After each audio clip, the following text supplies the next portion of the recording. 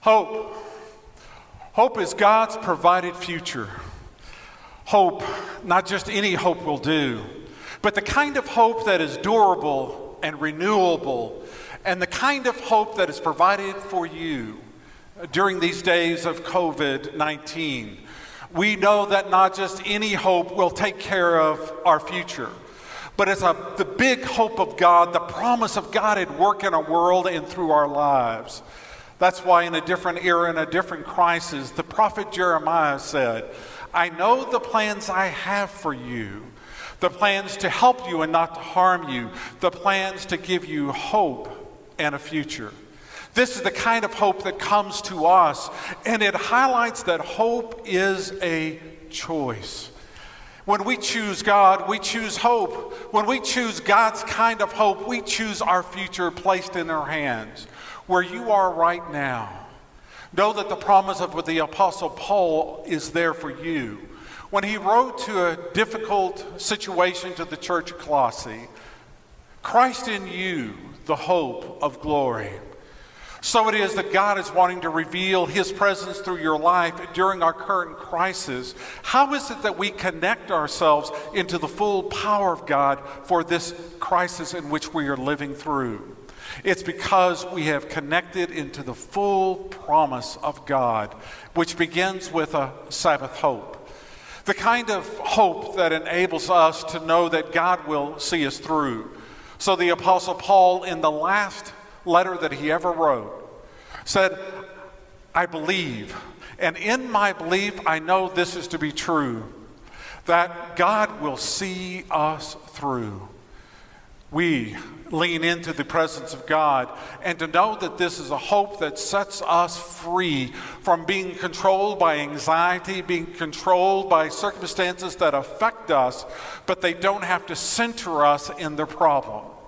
That God comes with a promise in our life in the very moment of creation that gives us the capacity to know that he is with us, he is here in our life and true. For Sabbath is God's GPS, the global positioning system that began nearly 60 years ago in a response to the challenge of space. That's been used by the Defense Department, now is made available by every region of our world. That you can even find your home, where you're living, where your car is, by exercising your GPS. And though that is convenient for us and helpful for us and provides for us needed information, what is most important is to know that God has a way for you to know your position with him in this world and the times we're living. This God's positioning system is what sets our calendar and sets in motion all of our being and doing. You're made in the image of God. God's very presence is connected to not only your having come into the world with the timing of God, but his presence is with you. A faith in Jesus Christ is what fully activates his presence. If the faith in Christ is what fully empowers you to live to the potential by which you were created in this world, and to know that the promise of this truth has to have renewable periods that are called Sabbath. God blessed the seventh day and made it holy. And because of the gift of the Sabbath day, we can find rest and we may experience the goodness that God provides for us. That on the seventh day of creation, in this expression of God creating the heavens and the universe, after each day the Lord said it was good. But on the seventh day of the Sabbath day, he said it was very good. That God brings the blessing and the gift of time, that he created within you and me not only the capacity for Sabbath, but the need for worship in Sabbath. This kind of Sabbath is God's creative power continuing to stir his promise in you. All of us have had to change our normal routine. And we're all anxious and curious about when it is that we may get back into a normal routine. But here's a word of God for our life now. May your normal routine be reset and be recommissioned by the renewing experience of your having used this time of working remotely, sheltering in place, or the altar changes required in your life because you have been uniquely with God in Sabbath.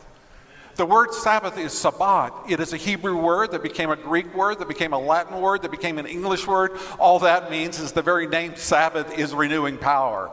And that God has a way of setting into the course of our soul that we need Him, and we can only find our place in any stage of our life when we let the compass of our soul be connected to the North Star of what God is calling us to within our life and our future. As a Sabbath people, then, we are renewed in the Sabbath hope. It is the divine time and purpose that God gives us by this experience of Sabbath. Now, we have sinned against Sabbath. As a culture, we have sinned against Sabbath. As a society, we have sinned against Sabbath.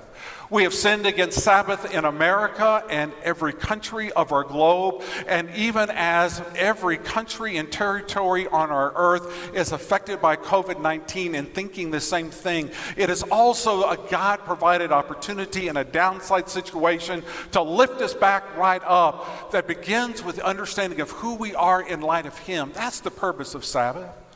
Now, in the Jewish tradition, that was sundown on Friday to sundown on Saturday.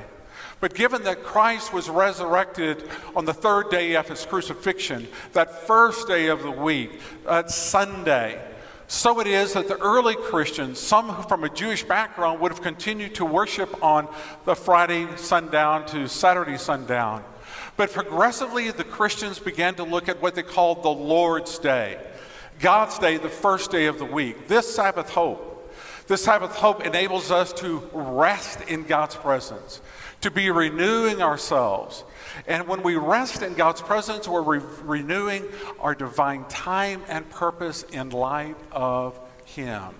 Do you understand that? Do you get the feel for that? Do you see the purpose of that being at work? Now, any of us have to be reminded by this.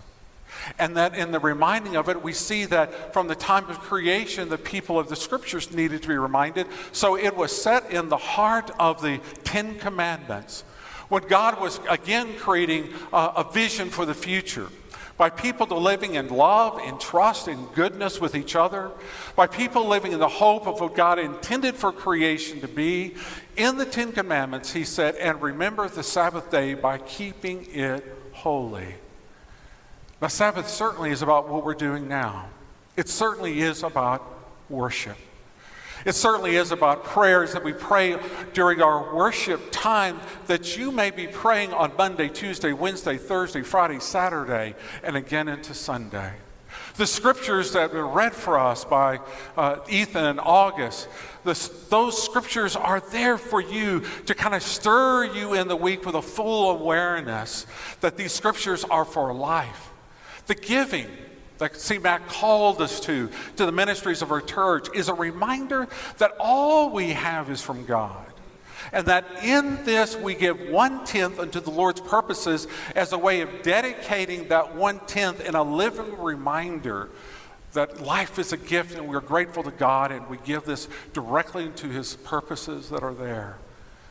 And the message that Debbie brought is the message that we can't figure it all out on our own, but we can have a faith relationship with God. And in Sabbath rest, we bring our worries to the Lord. We give them to Him so that He may lift them from the burden of our life and may reconfigure them for our life. So Jesus would say, just before a section on Sabbath teaching, all of you who are weary, tired by life, you're burdened by the responsibilities that you carry, come to me and find your rest in me. Then I will have your yoke, your called for obedience, your responsibilities to fit you just right. That's what Sabbath is. Sabbath is the experience of this worship time, letting God speak to us, but it also is a 24-hour period. It also is a time in which we take a break from our normal routine and we extend ourselves with a chance to catch our breath. We extend ourselves in relationships, and that we take the moments of worship and for Bible study and we extend that into being able to think through our lives in light of God. It's on a Sunday, it's on a Sabbath, when God may make clear to us that we need to forgive someone instead of holding a grudge. It's on a Sabbath time that God made clear to us that we have had a feeling of arrogance from which we need to repent, or we've had a feeling of inferiority by which we need to be lifted up. It's in a Sabbath time that God may say to us, we've been holding grudges by a racism. We've been holding grudges by a classism. We've been trying to position ourselves over and against others instead of being with others and a bridge builders in a broken society. Sabbath renews us to the sacred purpose. What does God want to come from Sabbath? He wants the clarity of the other 6 days of creation to be lived within our midst. That's what God is stirring for us. We're praying as a people. This Thursday is a National Day of Prayer.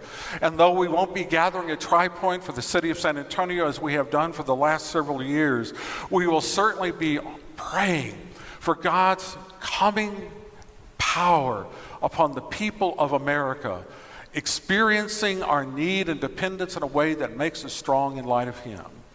Like many of you, our pastors are Zooming and doing webinars and telephone calling and connecting with people of our church, with people in our city, and through this region and around the world.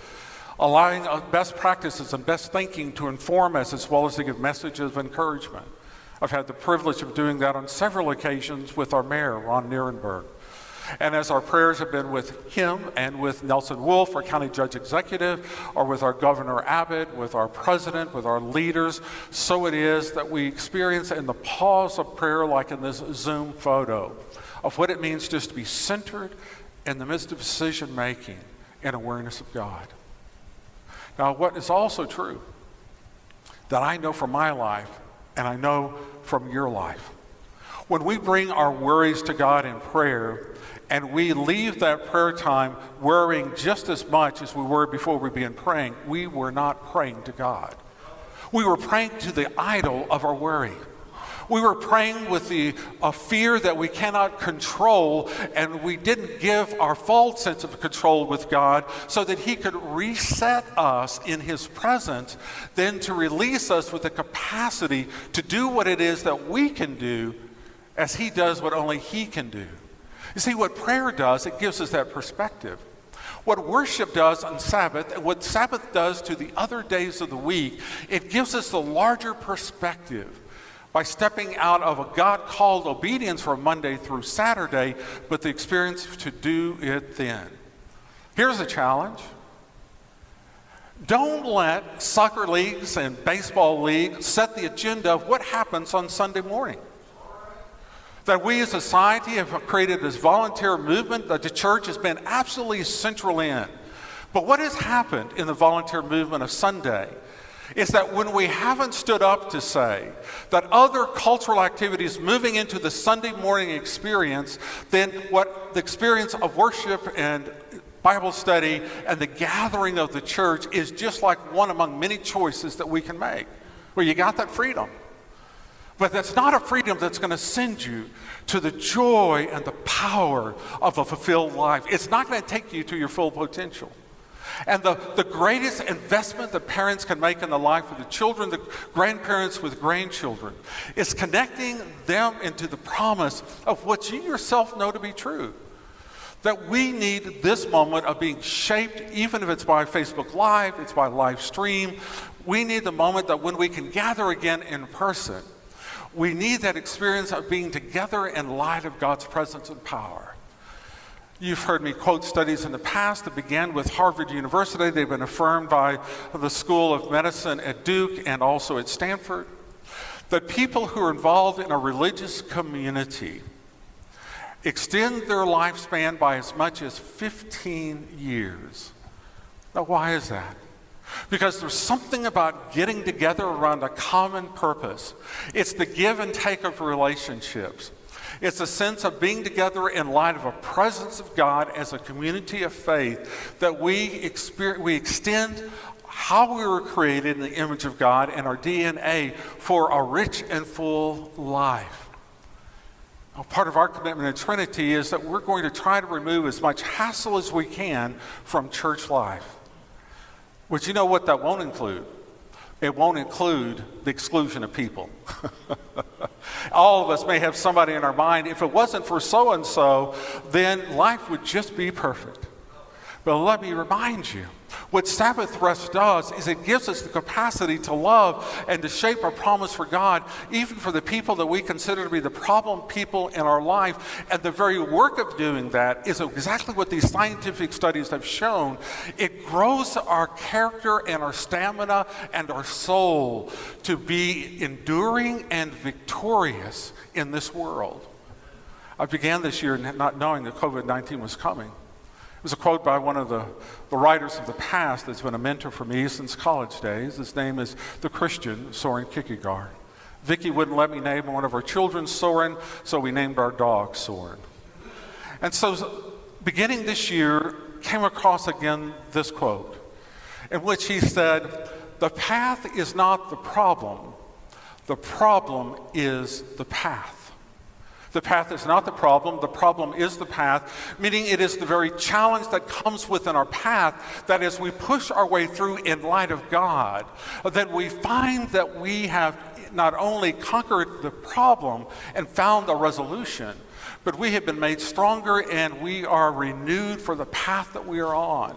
Sabbath rest gives us a chance then to reset our clock and calendar and our priorities about Sabbath, about living in the harmony of God's ways. When we can feel out of the whack on a Wednesday, it's a way for us to be renewed by what we had experienced past Sunday and looking for the Sunday that is ahead. Early in my ministry, when I was a college minister and outside of the University of Tennessee, where they wear a different shade of orange. It was a Monday after a Sunday that I went to the balcony at First Baptist Church, Knoxville, just across from the campus. And I said, "Lord, I promise that I will give my Sundays to you, not because I wasn't yet ordained, not because I thought I would become a vocational minister, but I just knew that there was something sacred about that. And for me, that was setting that Sunday would be the first day of the week, that it would set a tone for all that would come in the course of the week. And though I have done it imperfectly, I have found that that early commitment that I made indeed has given me a renewing of God's presence that I would not have had otherwise. I mean, still today, I wake up on Sunday morning not only excited to be together in worship, not only to join together in my brothers and sisters and colleagues for worship leadership and to see what God will do and the power of worship, because worship is the experience of the holy God.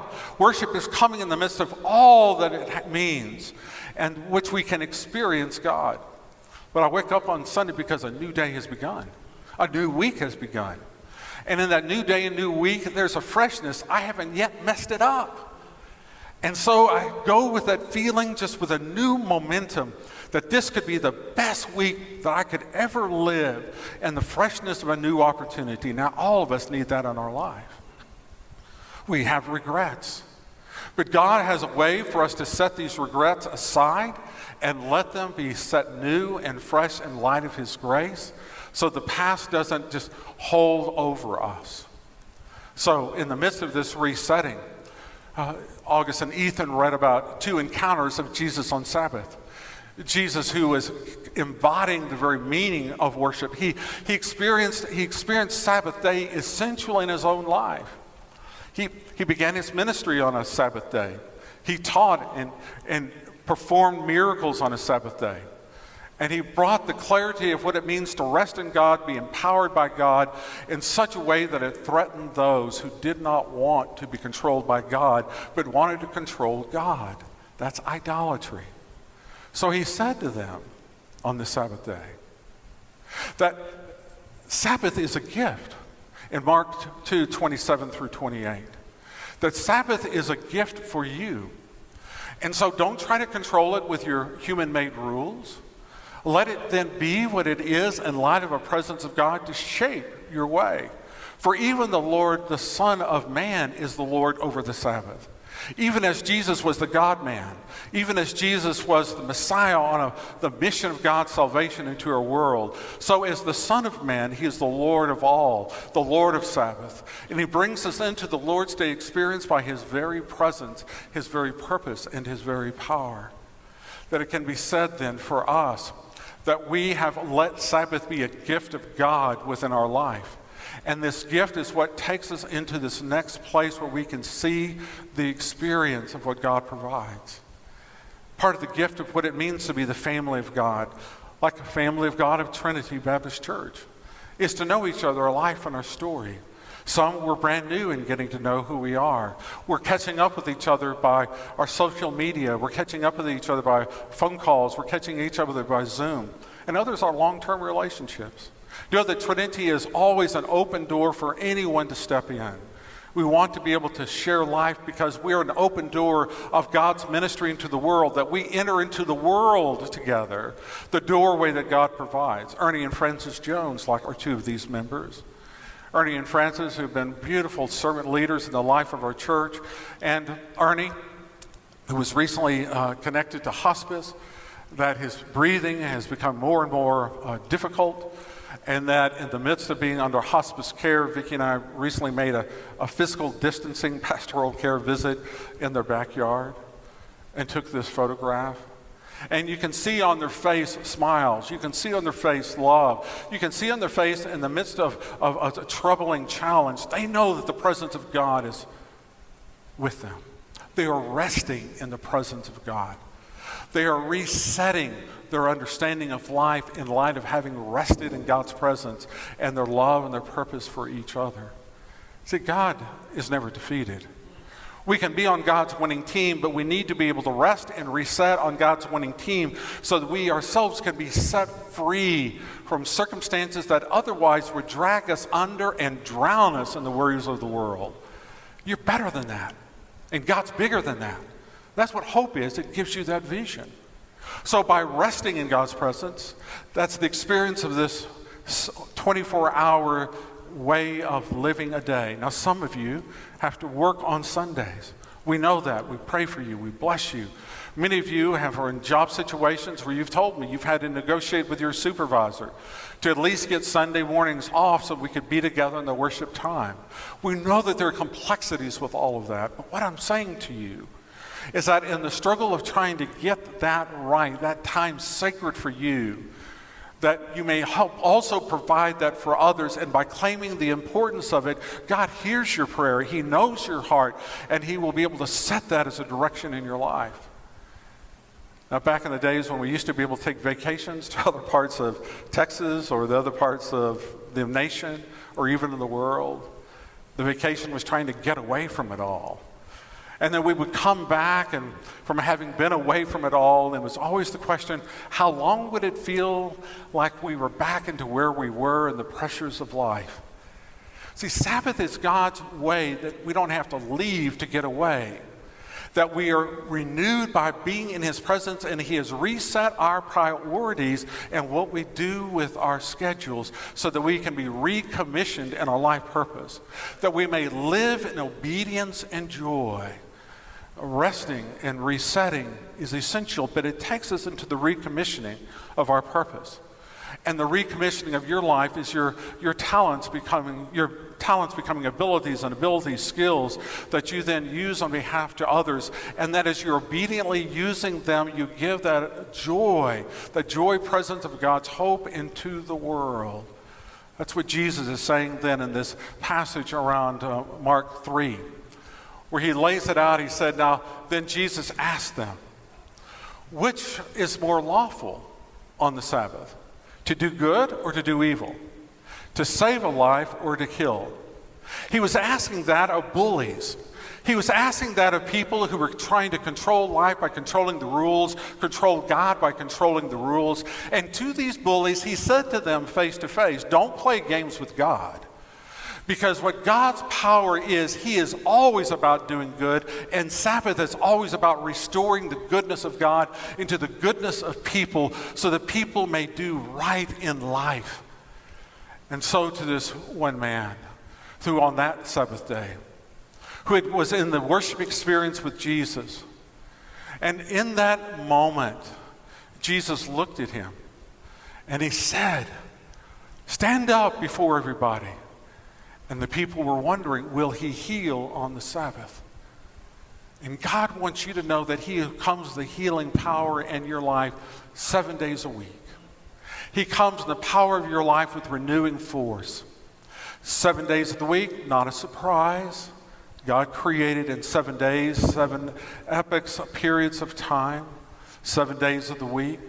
And so in the biblical world, there were 7 sacred festivals through the course of the year, that in 7 years' time, there was to be a sabbatical, a renewing for an extended period of time.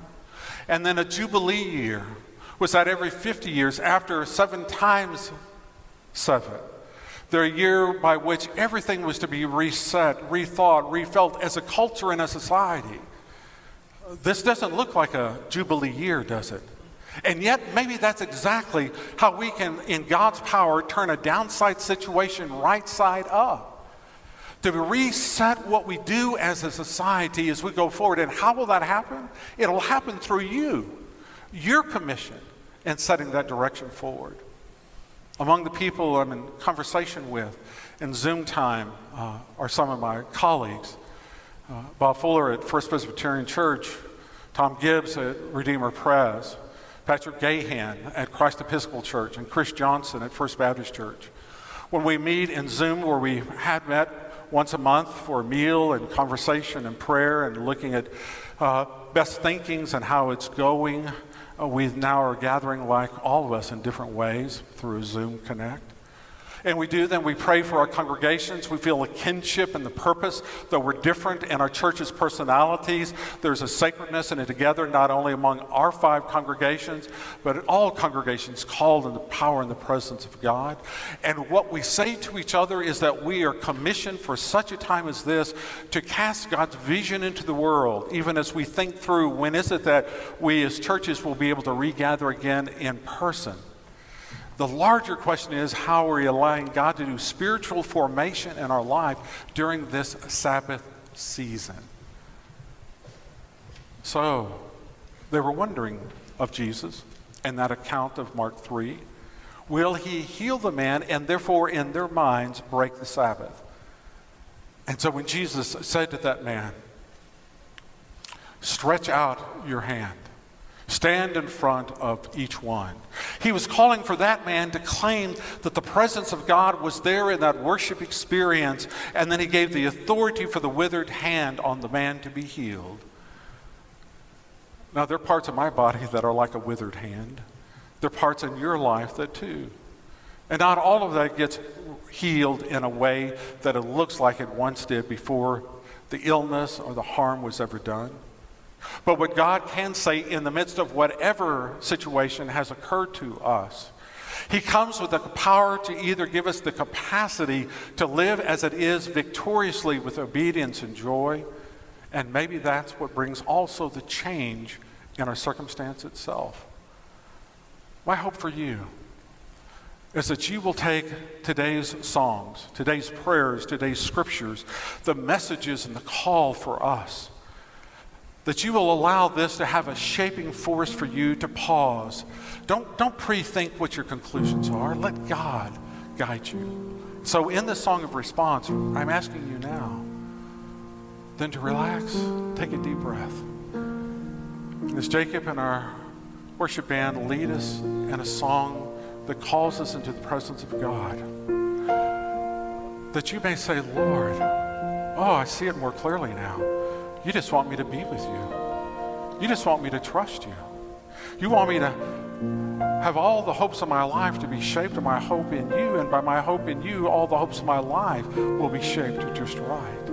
Lord, it's clear to me now. Be with me in the midst of my not knowing how questions are going to find the right answers of how things are going in business or finances, in relationships or in health.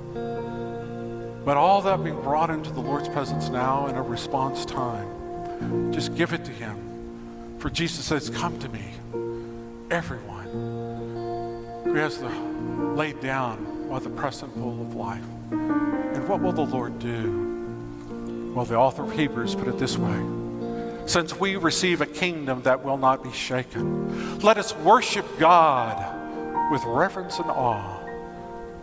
Bring him the awe of your soul, the reverence of your mind and heart, and see what God will do. Lord, I come.